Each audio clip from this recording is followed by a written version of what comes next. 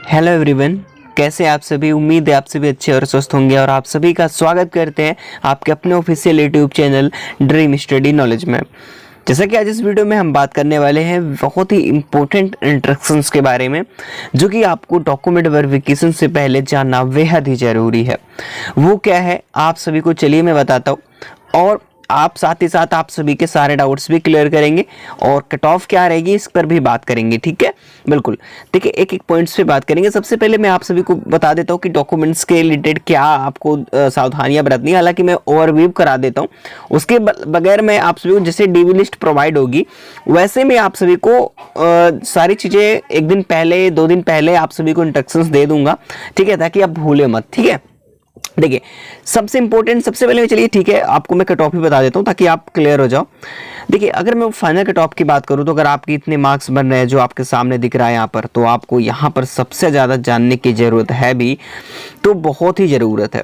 क्योंकि देखिए पॉइंट्स यहाँ पर प्लस हो रहे हैं। आप सभी को पता है कि जो यहाँ पर कंट्रेक्चुअल जो होते भी हैं उन सभी को जानना बहुत ही ज़रूरी है कि भाई चलो ठीक है, युवा कैटेगरी आप हैं 65 to 67 के आसपास हैं आप, या फिर आप ईडब्ल्यूएस कैंडिडेट्स हैं 58 to 63 के पास है। अगर आप ओबीसी में 60 to 66 के आसपास है, एससी में अगर आपने 50 से 55 का कर रखा है, और एसटी कैटेगरी है तो 45 प्लस है, या फिर आप पीडब्ल्यूडी कैंडिडेट हैं, पीएच कैंडिडेट्स हैं, तो कहीं ना कहीं ये जो है एससी के अकॉर्डिंग इस बार रहने वाला है। केवल पॉइंट्स का या फिर 1 नंबर का फर्क देखने को मिल सकता है एससी से, और पीडब्ल्यूडी जो वगैरह होता है पीएच वालों का ज़्यादा डिफरेंस इसमें देखने को नहीं मिलेगा।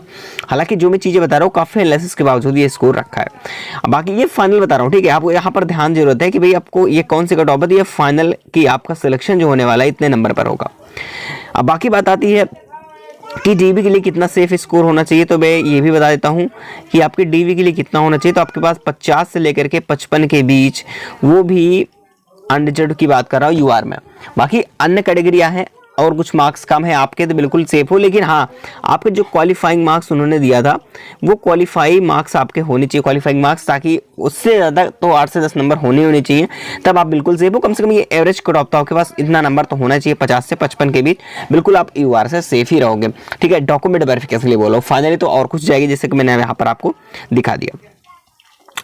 उसके बाद हम थोड़ा सा डॉक्यूमेंट्स की मैं बात कर लेता हूं। जैसे डॉक्यूमेंट्स के बारे में मैंने कई बार वीडियो बना चुके हैं, डिटेल में इसके एक्सप्लेनेशन की है। हालांकि यहाँ पर मैं रिव्यू कर देता हूँ 12th की और बीएससी नर्सिंग जीएनएम का रखा है। ठीक है, आप जो भी कर रखा है जिसके अकॉर्डिंग आपने फॉर्म फिल किया था।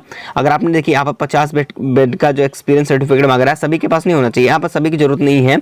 अगर आपने जीएनएम कर रखा होगा तब आपका 50 बेड का एक्सपीरियंस मांगा है। ठीक है, ये बात ध्यान रखना है। और आधार कार्ड हो गया, आधार और पैन, ये चीज़ें अगर दोनों आपके पास हैं, ठीक है। अगर आप मतलब आपने किया क्या है, जैसे कि आईडी प्रूफ के लिए या फिर आइडेंटिटी के लिए आपने जो भी एप्लीकेशन फॉर्म में लगाए थे, वो आपके पास अगर डॉक्यूमेंट्स हैं, जो आईडी लगाया था वही आईडी लेते हैं, चाहे पैन हो या तो आधार कार्ड, दोनों में से एक भी। ठीक है, और करेक्टर सर्टिफिकेट कंपलसरी नहीं है उस टाइम पे, बाकी बाद में लगता है, कोई बात नहीं है। और फिटनेस सर्टिफिकेट हो या ना हो, मतलब अगर नहीं है फिर भी आप बनवा लेंगे एक बार। फोटोज ले जाने से साथ जो भी आपके पास है, कास्ट सर्टिफिकेट और यहाँ पर डोमिसाइल जो होता है, निवास होता है, ये आपका होना चाहिए। ठीक है, इन सारी चीज़ों पर बात करना। और देखिए अगर यूपी वाले भाई यूपी का ही होना चाहिए, सारी बातों पर ध्यान रखना। ठीक है, सारी चीज़ें यहाँ पर कंपलसरी। ये इसके बारे में डिटेल में जानने के लिए मैं प्ले लिस्ट बनी है एसजीपीजी आएगी, वहाँ पर जाकर के डिटेल में वीडियो ये देख सकते हैं, मैंने पूरा एक्सप्लेन किया था। और सबसे इंपॉर्टेंट पॉइंट्स अब आ रहा है आपके सामने कि क्या गलतियाँ नहीं करनी है, ये आपको बहुत ही ज़रूरी है। जैसे कि मैं 3 फॉर्मेट की बात कर रहा हूँ कि जो 3 प्रपत्र की मैंने बात की है, ये है क्या।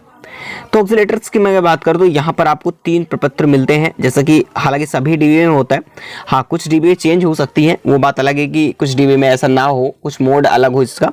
लेकिन फाइनली जैसा कि अभी तक सारे एग्जाम्स में होता है कि 3 से 4, किसी में 2 प्रपत्र मिलते हैं वहाँ से, जो कि वहाँ पर आयोग की तरफ से जहाँ पर आप डॉक्यूमेंट वेरिफिकेशन होता है वहाँ पर प्रोवाइड किए जाते हैं।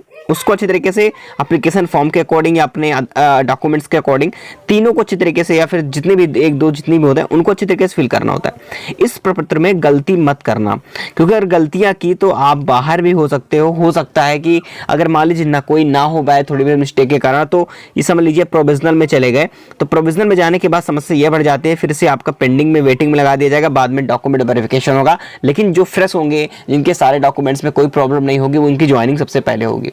ठीक है, ये छोटी सी इन्फॉर्मेशन आप लगेगी थी कि 3 प्रपत्र मिलेंगे। आप बोलेंगे सर कैसे, किस प्रकार का होता है, कैसे फॉर्मेट होता है, उस फॉर्मेट के बारे में आप सभी को नेक्स्ट वीडियो तक बता रहा हूं कि 2-3 दिन पहले डीवी लिस्ट प्रोवाइड हो जाएगी जैसे ही, तो उन पहले मैं आप सभी को प्रोवाइड करा दूंगा कि आप सारी उसके फॉर्मेट लेकर के मैं आपको प्रोवाइड करा दूंगा। ठीक है, फिल कैसे करना है वहां पर सावधानी देखनी है, अपने आईडी के अकॉर्डिंग, अपने डॉक्यूमेंट्स के अकॉर्डिंग ही फिल करना, कोई गलतियां मत करना, चाहे वहां पर आप पूछ लीजिएगा एक बार। ठीक है, बिल्कुल, तो ये गलतियां मत करना, क्योंकि इंपॉर्टेंट है यहाँ पर जो अटैच, जितने भी डॉक्यूमेंट्स आप अटैच करते हैं वो सारी डिटेल्स जो है इस प्रपत्र में होती है। ठीक है, लेकिन आपको खुद से फिल करना होता है, तो किसी प्रकार से गलत मत करना, ये चीजें ध्यान रखना।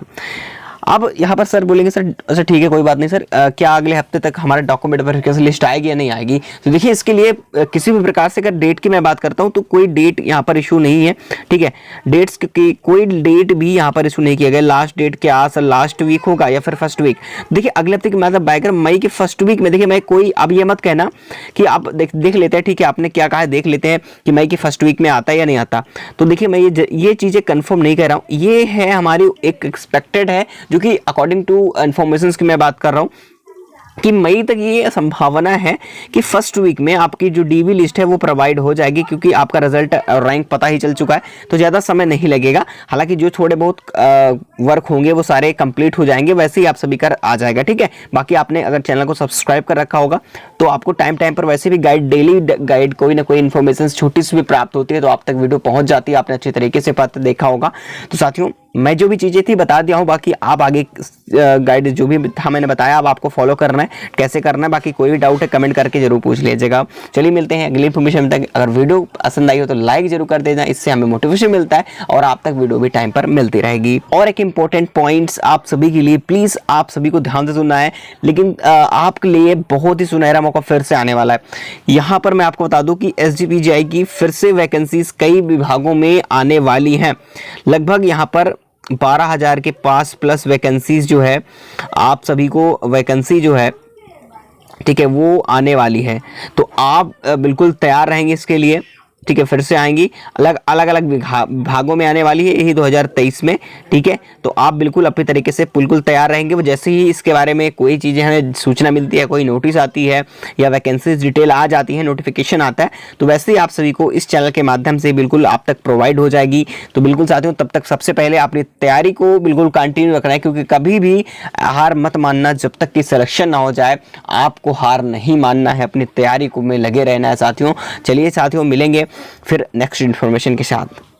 ये संभावना है, देखिए जो मैंने बताई है डेट, संभावना है कि मई के फर्स्ट वीक में जो है संभावना आज बहुत ज़्यादा है आने के लिए। ठीक है, डीवी लिस्ट के लिए, इसलिए आप पहले से तैयार रहें, ये चीज़ें मैं आपको कह रहा हूँ। बाकी आप सभी के लिए फिर से SGPGI में अलग अलग विभाग पर फिर से भर्तियाँ लगभग 12,000 प्लस आने वाली हैं, तो वो नोटिफिकेशन जैसे आएंगी मैं आपको बताता रहूँगा। लेकिन अपने स्टडी को बिल्कुल कंटिन्यू रखना है, ठीक, किसी का वेट मत करते हुए अपने स्टडी को बिल्कुल कंटिन्यू रखें। जब तक आपको एक सिलेक्शन ना ले लो तब तक आपको हार बिल्कुल नहीं मानना है कभी भी।